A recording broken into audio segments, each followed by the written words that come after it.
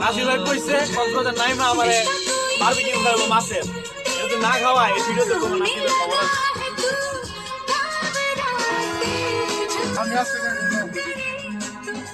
নাসির ভাই কি অবস্থা?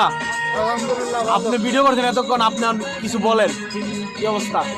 বলার কিছু নয়, সবার জন্য শুভকামনা। আমরা যেন সবাই ভালোভাবে যাইতে পারি, সবাই যেন দোয়া করি সবার জন্য। ধন্যবাদ।